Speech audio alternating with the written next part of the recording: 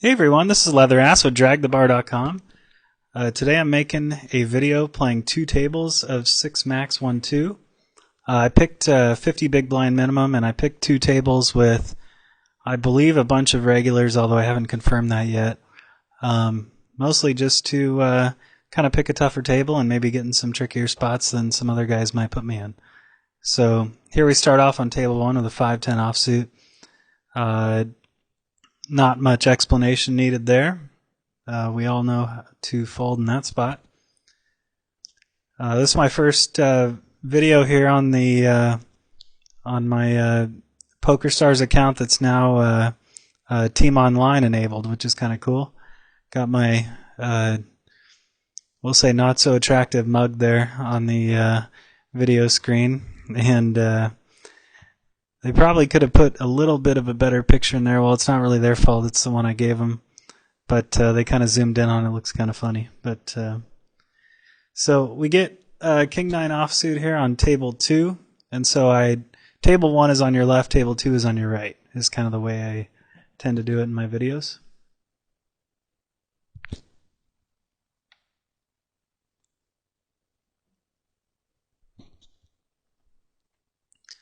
In my book, I talk a lot about, treating your poker like a business.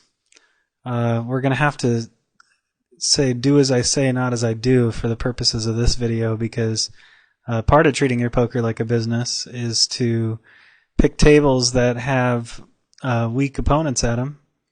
And these tables all look to be fairly tough regs, so there's not a whole lot of EV in a table with a bunch of good players at it, but we're gonna see if we can maybe squeak out a little profit here against these guys. I'm gonna start off. I'm gonna squeeze this one. I think Bedicha every once in a while will be kind of tilt raising here after getting all the money in, so we're gonna hope maybe his range is slightly weaker than usual. We saw him get all the money in there with ace-queen. That definitely surprised me a little. I don't know how aggressive Chris 55555 is, but you'd have to be pretty aggressive from those positions to want to get all the money in pre-flop with ace-queen offsuit. So I'm not really too big of a fan of his play.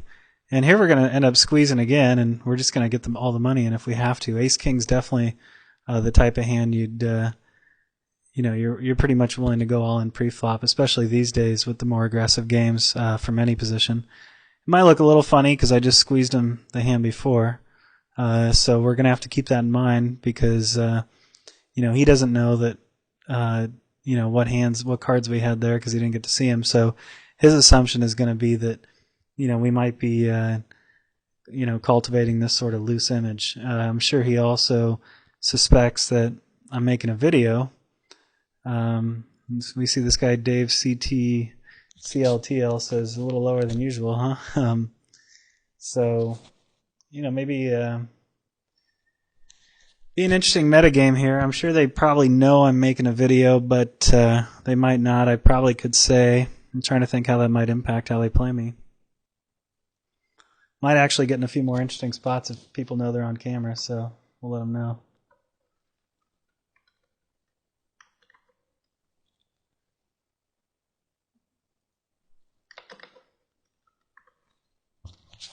So here's an interesting spot. We've 3-bet this guy a bunch. We got king queen suited. We'll probably let's just go ahead and come after him again. Let's just keep it up and kind of see how he reacts.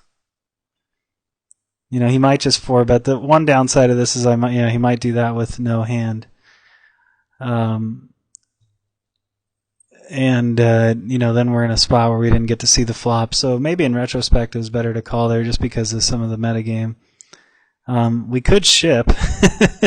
I've done this a time or two before because, this looks a little bluffy. You know what? Let's just do it. What the heck? Let's see if he's got a hand. Yeah, he instantly called. So that's really not good there. So we end up getting caught in a little bit of a funky spot there. I end up shipping a hand I wouldn't normally ship. A lot of the reason why is just because I thought the likelihood was so strong that he was on air there after re-raising him so many times. So we get stacked a little early. He might just think we're totally insane now. So we'll definitely figure out what to do with that image as the video goes on. I mean, I'm sure he sees it as nothing short of a full-on war at this point. So 310 suited there. I raised in the small blind to big blind. We get a pretty dry flop, and I just went ahead and made a continuation bet. Definitely the type of flops where you're going to want to make some continuation bets there. There's not a whole lot of hands he can have. He might re-raise pre-flop with a lot of kings. King, queen, king, jack. I mean, not necessarily, but he might. So that takes away some possibility of some kings there. And but it's definitely worth betting there. You could even consider double barreling, because a lot of times you're just going to be peeling with like a 7. He might give up on the turn if you fire again twice. So here are the pocket pair of 4s. We'll go ahead and call in position. And we may get tricky on the flop depending on what it is, but actually we probably won't. There's a lot of people in the pot now, and we also kind of have a pretty wacko image, so we'll just play it pretty straightforward here. Here with the Jack 7 suited, guess we're just going to decide to play a little loose here. Kind of got off that way, and we'll just keep it going. What the heck? Tempting to bet the 4s now, but there's got to be a decent likelihood. I would say probably over 50% someone has a jack here, so I'm not going to bet.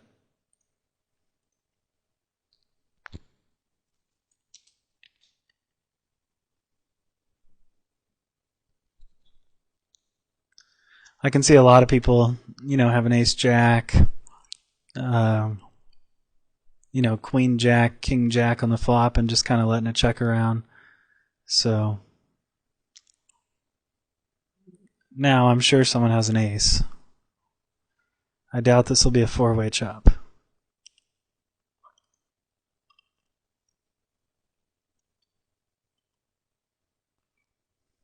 So I'm surprised Jay on there didn't call. He's getting he's only calling $4 to chop, which means he has to have an ace, 80+% of the time there in order to make an unprofitable call. So I probably toss in the $4 being the last guy there, being kind of sandwiched in between everybody. I didn't have much of a choice but to fold my pocket 4s. But I'd just be inclined to put in a call there against being the last guy there and closing the action.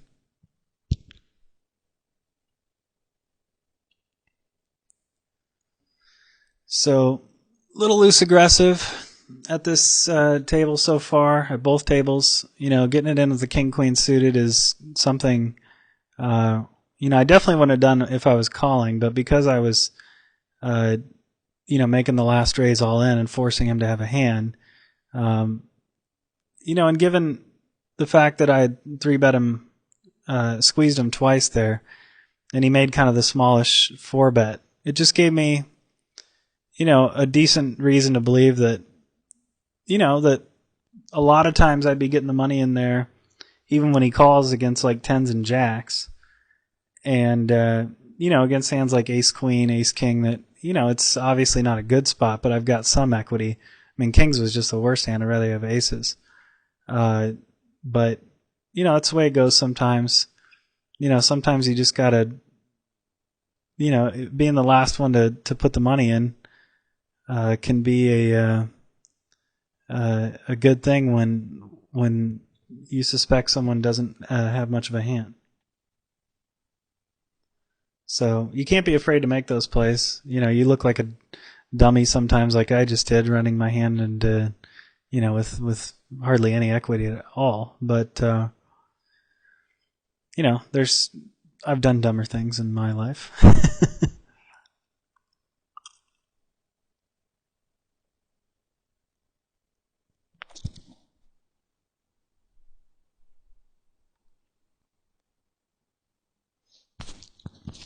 So here we pick up a pretty real hand, and I think we will just 3-bet him in, get all the money in if he 4-bets, because first of all, we know he'd be willing to get the money in with ace-queen, not even in a button or in a blind battle. So that right there would argue for getting the money with ace-queen, and then, with him figuring I might just shove, all kinds of hands, he might, he might even get the money in worse with ace-jack or something. So here at the pocket fives, I chose to float, and I'll probably float this flop and kind of make him have an ace. Also, you can spike a 5 and end up winning a massive pie, if he has an ace-queen, ace-king type of hand. So, we're a little deep. I'm going to go ahead and call with the 5s here. And the plan is if he checks the turn, I'll bet and try and pick up the pot. Hopefully he has a hand like king-jack or king-queen or something.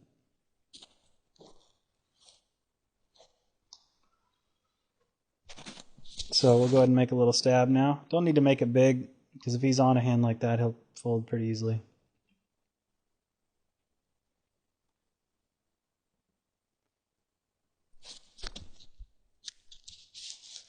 So he calls. Wasn't really anything on the board. If it was a 10 of diamonds or something, I might have just gone ahead and make a big river bet and try and blow him off an ace-queen or ace-jack. But with that river, I just don't think he's going to fold. And I really think he has ace-jack or ace-queen. Yeah, ace-queen.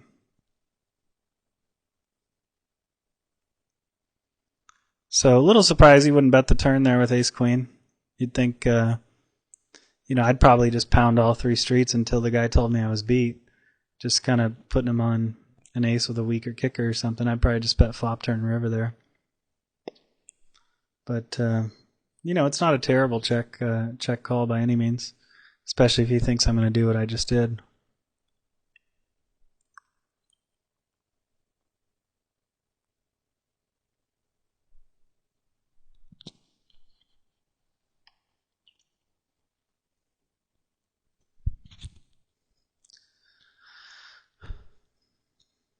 So here we pick up queen 10 suited, getting a lot of playable hands, which is good for video. We just got to start winning with some of them. We'll call with queen 10 suited here. Good 3-bet. A lot depends on the squeeze propensity of the blinds. I'm assuming it's not too super high. And so we flop a straight draw here.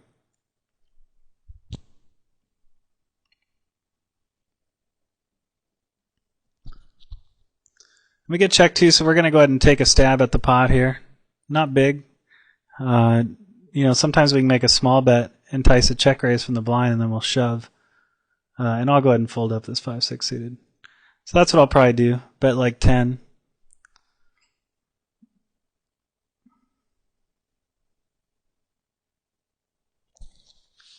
So, he called like a smaller bet, so we'll probably go ahead and make like a $32 bet here. And hopefully he can get rid of a jack. He could have a king.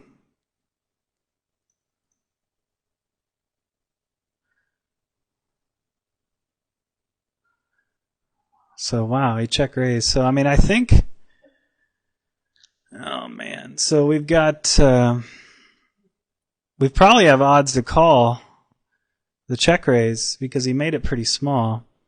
And try and spike the ace or the 9 and get all the money. With the implied odds, I'm pretty sure. I don't think he's going to have flush draws here too often. I think he's going to have like a made straight or some kind of set or something. So I think my ace or 9 will be good. So I'm going to go ahead and call. And kind of a bad river there. I don't think he'll give up. I'm sure he'll ship the money, and I don't think I can bluff and try and get him off a spade either. So, the hand just didn't quite work out there. But we only had to call 48, and we could win, the whole enchilada there if we hit the ace or 9. So it was pretty close, just on the odd chance every once in a while that he, was just messing around and I could just ship the river and get him to fold. Makes it a worthwhile call in my opinion.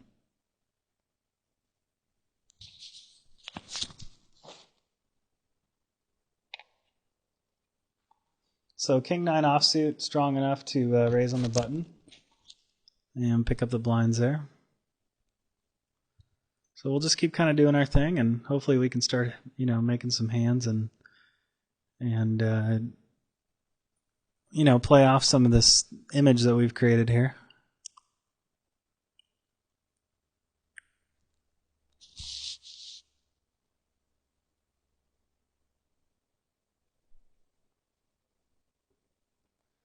Every once in a while, too, with the Queen 10, you can have a club roll off on the turn, and he, checks there, and you can ship the river there and represent the club flush, which also argues a little bit for making that call as well. Some guys, will see that club and go, oh no, he must have called because he thought he had odds for the club, and they make a hero fold with a set or something.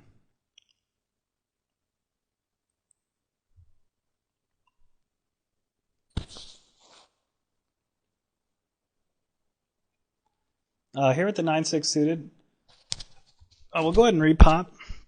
I do this probably about, a third of the time with these hands. Take a hand like that and just repop it. So pick up the button there, the button money, which is kind of nice.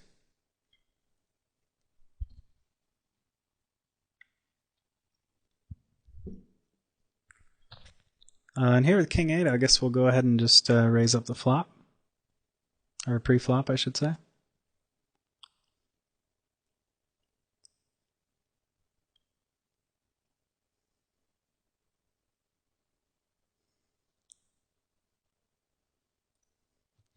And here we'll fold the Queen 9 out of position on table 1.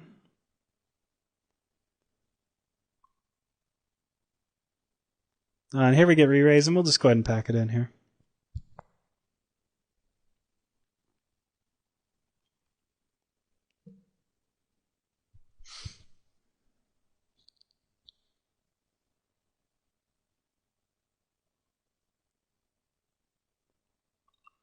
So definitely looking for some spots where I can drag the bar a little more confidently. So far, I drugged the bar there on the King Queen suited. Didn't quite work out. Definitely misread that situation, but it happens.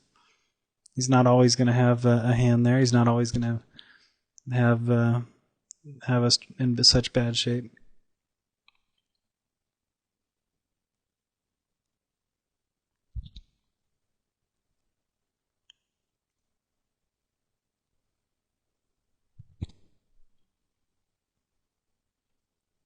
So there's a chance that this guy T-Flash might be a weaker player. We don't know yet, but he didn't top up to full, which most of the pros have it on auto top up. And here we'll raise Ace-King and Ace-Deuce suited.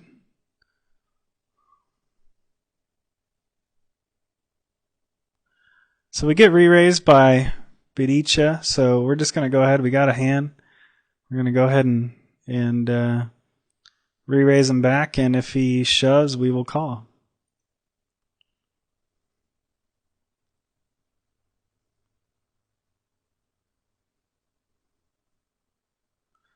All right, so that's good luck to me.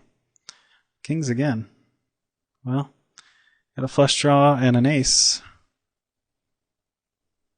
And we whiff them both. So a little unfortunate there. This guy's been catching some cards here, and we're not. So it's the way it goes sometimes. So there with the ace-deuce, I was planning on firing multiple barrels there. The board was dry.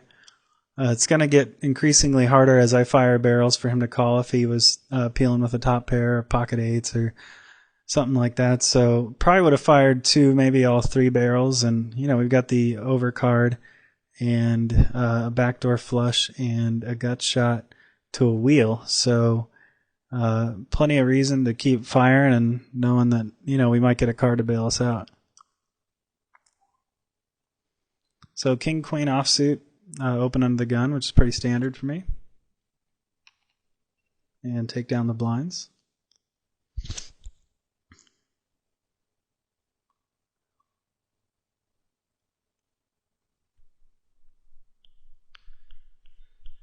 So we'll try and see if we can fight back here. We're getting absolutely destroyed in this video.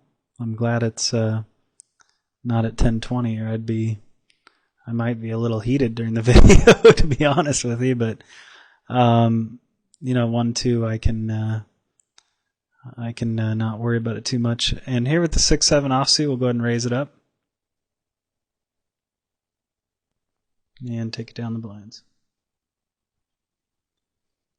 King 5 suited here.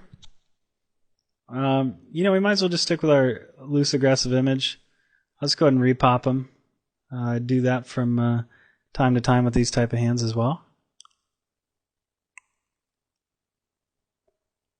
Might be pushing the envelope about as far as we'd want to push it, though, with some of our aggressiveness. At least we did show down ace king, and we get 4-bet here, so we'll just go ahead and get rid of it.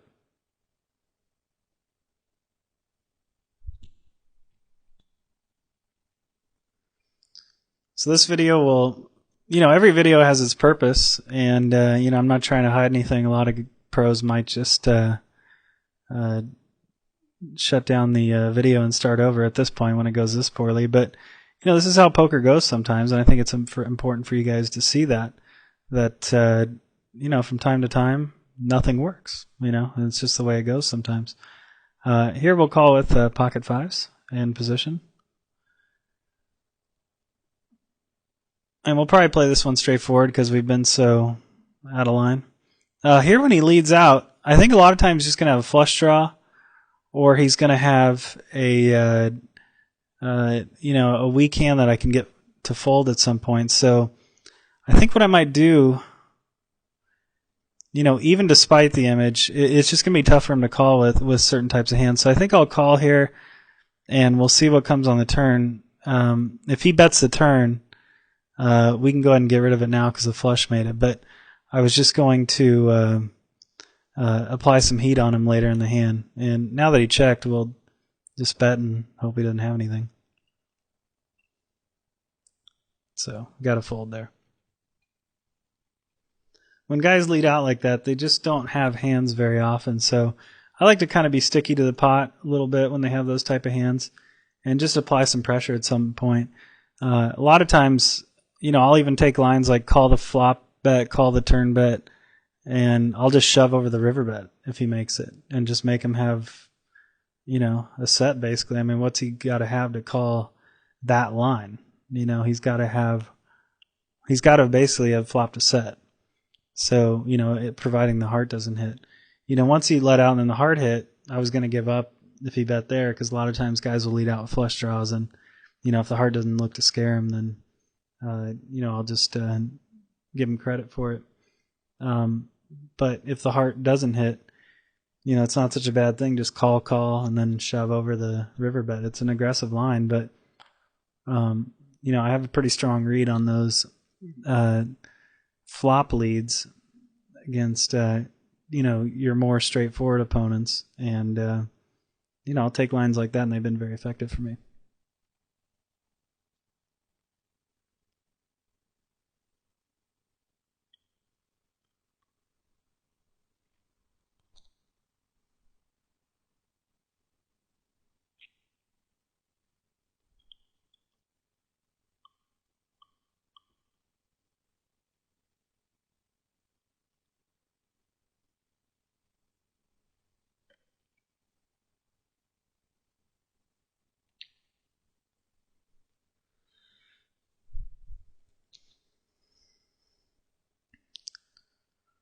So one thing to kind of keep in mind when you play poker, again, well, not to keep hammering home the point, but one thing to keep in mind is that it's not always going to go well. So these types of things happen from time to time, and you just have to persevere and you have to keep making the right plays, make the plays that are effective. I didn't let it stop me as bad as I've been running and how nothing was working from. Floating there with that queen 7 and sticking with my read there. And that's important, I mean, if you have such a terrible image that you don't think you can get away with anything, then that's one thing. But, and it could be debated that maybe I've reached that point in this video, but, I wanted to stick to it. And one of the big keys that's always helped me is when I run poorly, a lot of times I tend to tighten up and fear that they have the nuts every time, and I think that's pretty natural, but you really want to stick with your guns, you want to stick with your reeds, and you, if anything, want to get more aggressive, because just because the tendency is to get tighter, at least be cognizant of the fact that you don't necessarily have to get more aggressive, but at least be cognizant of the fact that you might be tightening up too far the other way. So keep that in mind, make some aggressive plays just to kind of keep yourself in check.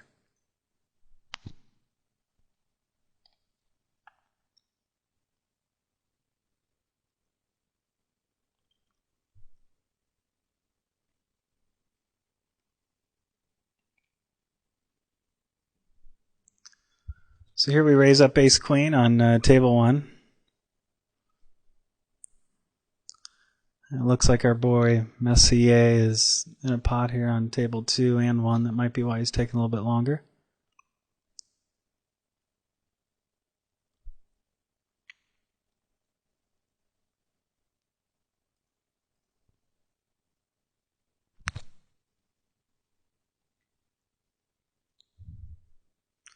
So here, Jack 9 offsuit. We'll go ahead and open on the button. It's fairly standard, and we get 3-bet, and I think we'll just let it pass.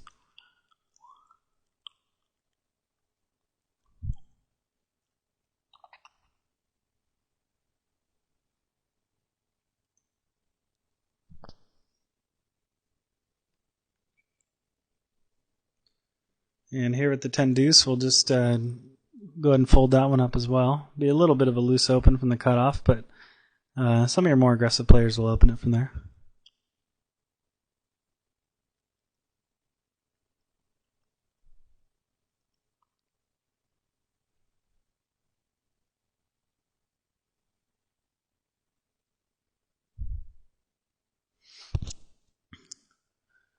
Ten of 5 off. We all know what to do with that.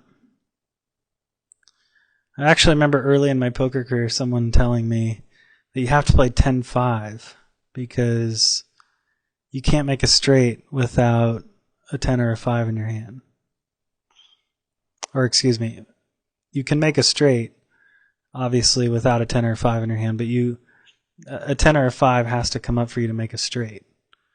And I remember real early in my career I was like, oh, I wonder if that has any merit to it. And then I realized how ridiculous that was later on, and I'm glad I did. Probably wouldn't be a very good player if I didn't.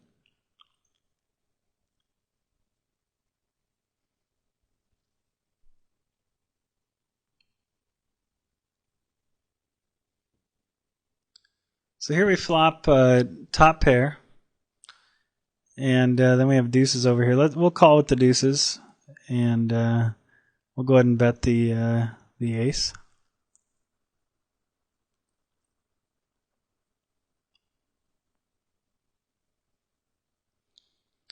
And really not a good flop to do much here, especially into 2 people, so we'll just give it up.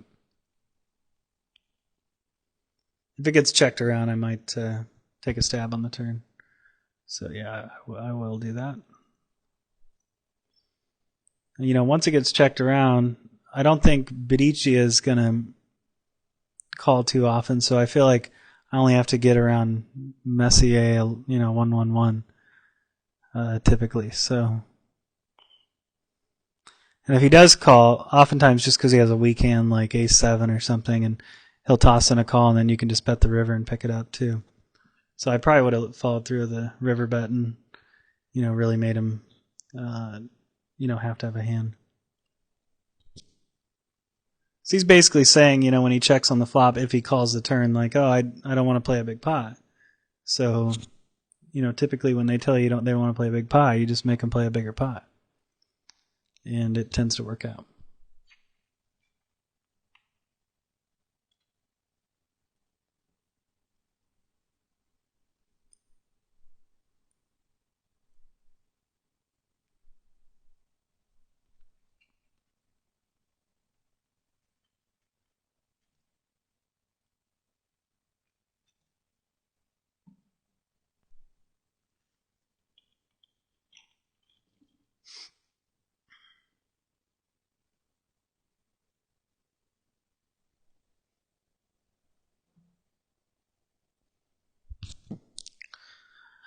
So it would be good if we could nail down a stack here at some point. Probably not going to do a 7-10 offsuit, but at least we can kind of try and salvage the session a little bit.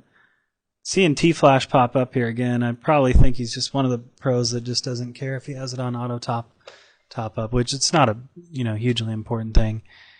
It used to be nice when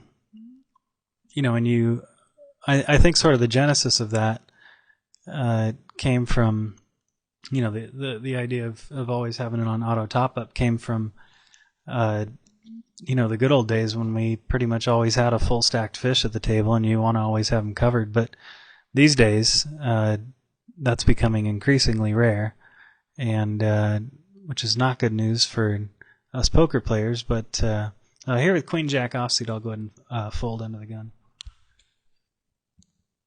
It's not great news for us, but it just becomes less important to have a full stack when the good players are pretty much all passing money around anyway. And as long as you have the weaker player covered, that's really all that matters. In fact, in some ways, it can be nice to have a slightly shorter stack because, first of all, you might reduce the variance a little bit. And secondly, sometimes you just put people out of their comfort zone a little bit when you have less than a full buy and they're not really sure what's they're just not as confident about how to respond to certain situations as when you have a full buy-in, which they're used to seeing.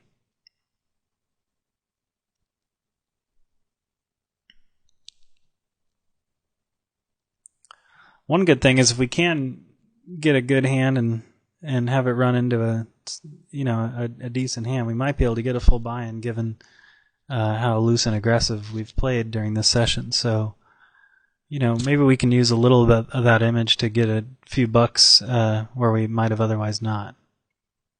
It's certainly possible.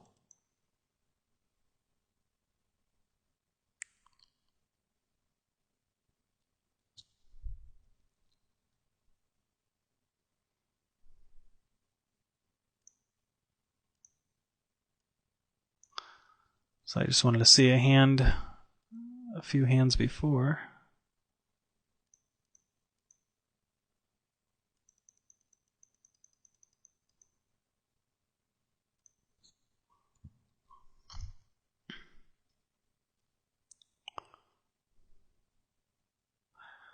So kind of a tough break there. Surprised T-Flash didn't re-raise their pre-flop with the Ace-King. That's definitely interesting to note.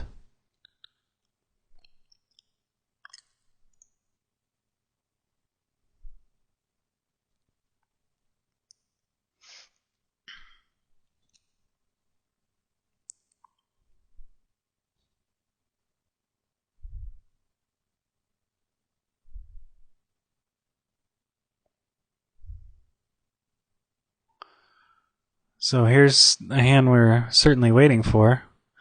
So hopefully we can get a little action on it. Be nice if Bedicia raised.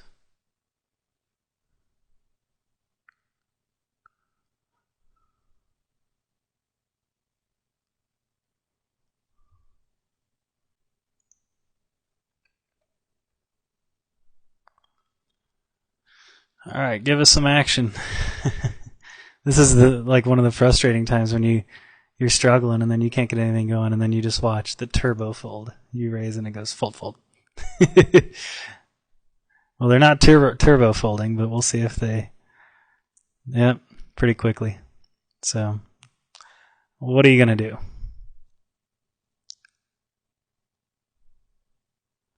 Wow, so that's pretty interesting there with Namdogger. I do not recommend that right there. I mean, he just squarely put him on nothing and stuck with that read despite, $275 deep. So about 135 blinds or so. That might have been a weak player there. We'll squat on a limb. Here at the Ace-Jack, he leads right out. It's kind of a tough spot, truthfully, because you hate to raise because you feel like you only get action with, when the guy flopped a set or a flush. But you also hate to call and let a card roll off. I am going to call, though, and see what rolls off. So it's a pretty terrible turn card.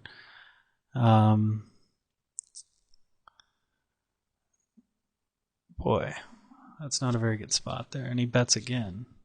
Just trying to think what he might have. He could have like an ace with like a 10 of clubs.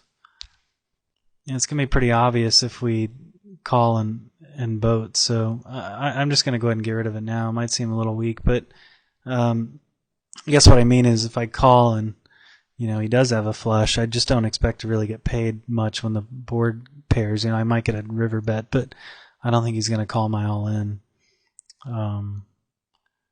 So a little bit of an unfortunate spot there.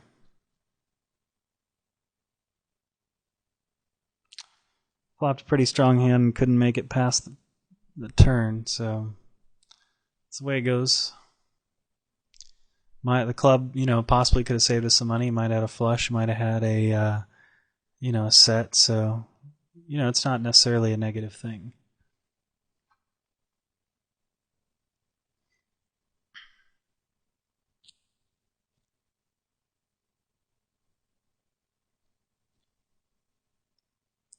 So I think Laser's probably a weaker player pretty darn often, sitting with half a buy-in. Also, one thing to note is he's sitting in with presumably a bunch of professionals, which a lot of other pros may not willingly do that too often. So it doesn't mean definitively that he's a weaker player, but it can suggest that.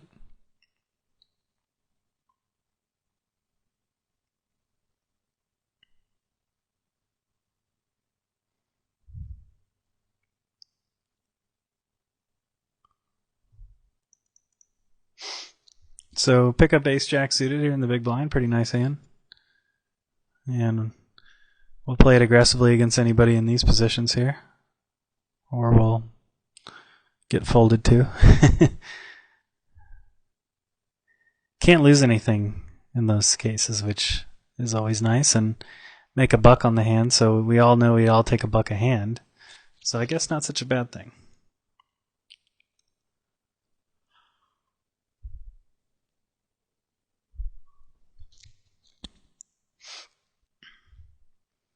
So here with ace deuce off, we'll go ahead and just open on the button. This is pretty standard.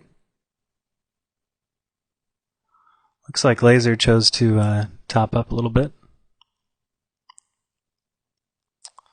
So we get squeezed, and with all that's going on, I don't think now's the time to try and 4-bet bluff and expect to get a ton of credit. So we'll just go ahead and fold the hand.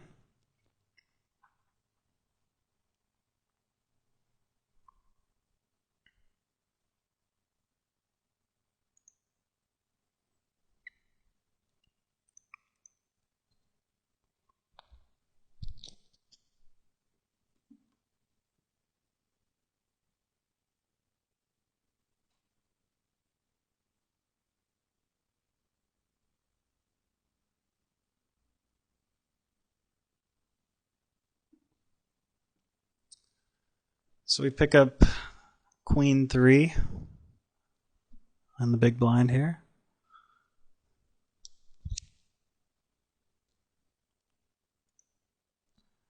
And against a raise, there's no play other than to fold there in my book. Here with the king 4 offsuit on table 2. Might open against Messier if it gets folded around, but probably unlikely to do that, so go ahead and fold that up again.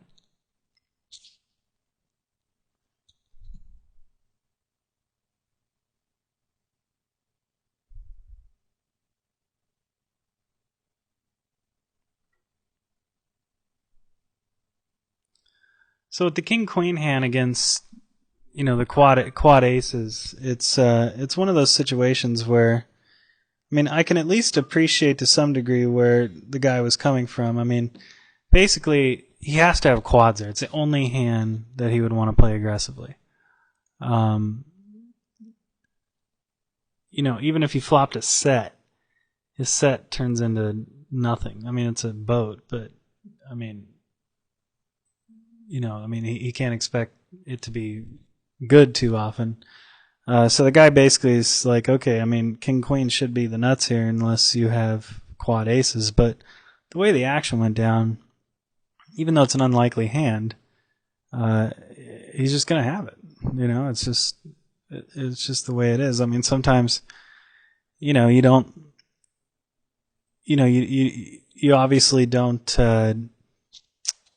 you know, it's a hard hand to have, and but sometimes you just have to give credit. I mean, there's just really no other hand he can have, and it's just kind of so unlikely. It's not like there's a ton of history there and guys are just getting in wars all the time. I mean, you know, nobody was really doing anything too crazy. It would be pretty unlikely that the guy would just all of a sudden want to just go ballistic with, you know, somewhat deep by online standards, 135 BBs, with that type of hand. So sometimes you just have to give credit. So king queen suited, I think we'll just go ahead and flat here in position and play a little poker with him post flop. Hopefully we don't get squeezed. That's the one downside. The upside is that, you know, if you raise and the guy has queen jack, he's probably going to fold, whereas, you know, now if you can flop a queen on him, he might make some pretty decent money. So here it gets checked around, and, you know, I'm pretty much obligated to take a little stab here. You know, it doesn't look like T-Flash has a hand too often, and when he checks there, so I pretty much only have to go through Dave, CLTL, you know, and I have position. So, and here he calls. I mean, a lot of times this is like an ace-6. It's a pocket nines, trying to play a smaller pot. So, you know, he should let us know right here if he has a 5. So we're going to go ahead and just rep it and hope that we can take it down, which we do. You know, at that point, you know, he doesn't really have any information on me. I just don't think he's going to hero call down with, you know, a pair. So I can make that bet there. And even though I'm representing a pretty narrow range, you know, basically a 5, you just aren't going to see guys too often just check call down there with a hand. So you definitely want to take a stab in those types of spots. And it's pretty unlikely, I think, that he would check call the flop with pocket 5s. And I mean, bottom line is, you know, he could have it, and you know, we can lose some money sometimes, but our bluff only needs to work something like 35 or 40% of the time, given what I risked. Given the fact that, you know, if he does have pocket 9s, I can still spike a king or a queen. You know, it might only need to work, you know, 25 or 30% of the time, all things considering. And it's, you know, take my word for it, it will work that often. So it's pretty a no-brainer bet there in that spot.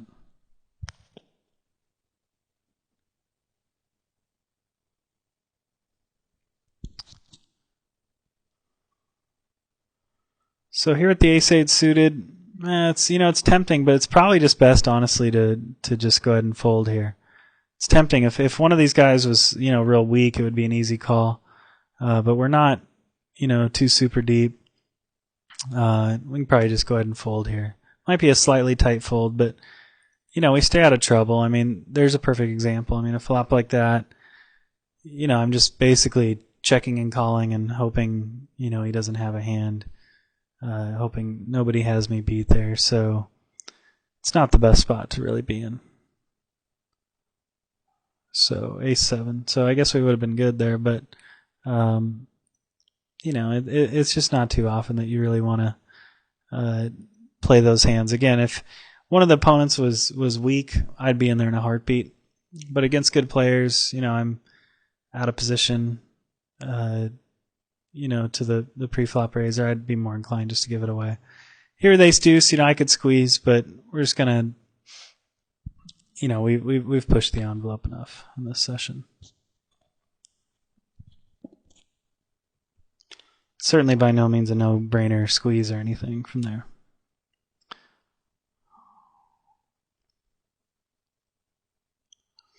And again, calling not much of a good option for me unless, you know, again, there's a really weak player in there.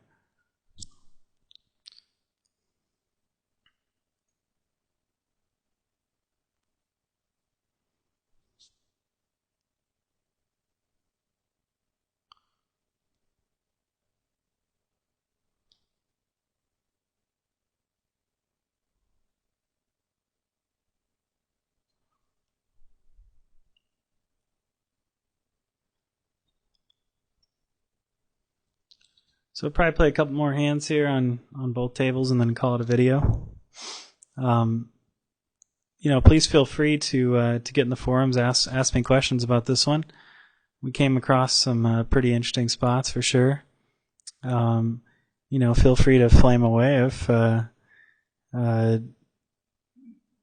if you want. There are definitely some spots in there where I took a pretty non-standard line, but we can talk about it in the forums. So I encourage you guys to get in there. We're getting some great activity in the forums here, so it's be really cool if more of you guys get involved. We're getting some good discussions about the videos, which is kind of nice. So here we called in position. See, the difference here is 7-9 suited is obviously a weaker hand, but we had position. So a lot of times you don't even need to make a hand. It just, the pre-flop raiser might give up and check, and and then T-flash might not want to bet, worrying about me, and then I can sit there and just take a little stab at it and take down the pot. So if T-flash should not bet here, there should be no hand he should bet here. There's just not a whole lot you can get value from. And I guess what I mean by that, obviously he should bet that hand, he has quads, but what I mean by that is there's no hand that should have checked the turn and then wanted to bet that river. So in my opinion, he should have just gone ahead and bet the turn. So he had pocket nines. It's a really bad call in my opinion by Bedicha. He has a full house, of course, but it's just pretty darn likely that the guy has a king, or he has quads or something like that. There's not a whole lot of hands that want to just float and then take a stab there. I suppose you could argue, he could have a flush draw, but just at that point, I just don't like the call. I think he's beat there 9 times out of 10. Every once in a while, if the guy had a flush, he would just take the showdown. Really, the only hand he could ever have is Queen Jack. And, I like his flop bet because, he represented like a big hand like Ace Queen, Ace King. And, he can just go ahead and end the hand right there, hopefully, on the flop. But calling the river bet there, I just think that's, that doesn't show me a ton of hand reading skills there. Again, he can pretty much only beat Queen Jack. I don't think T-Flash is just going to think on that board he can bet a flush for value. So I think he takes the showdown there. And, what I meant by T-Flash, there's no hand he should bet on the river there, is just that there's no hand that should check the turn and bet the river. With a king, I don't think he should expect Bedicha to potentially pay off with nines there. I think that's pretty optimistic. He might get check raised and then be in a weird spot on the river. I just don't like it. I think that's one spot where you just check it down, and unless you have quad aces, and you just kind of leave it at that. And you might get value sometimes with the pocket nines, but you might be value towning yourself when the guy was planning a big check raise. So I just don't like. I don't like him not betting the turn because I think he can get the king to pay off both streets, and I don't like betting the river there with anything but quad aces. So anyway, my little spiel there. But again, look forward to talking to you guys in the forums. Hope you guys enjoyed the video, the bloodbath that was this session here. Glad it wasn't at some of the bigger games, but this stuff happens. Just got to persevere, and we'll see you guys in the forums.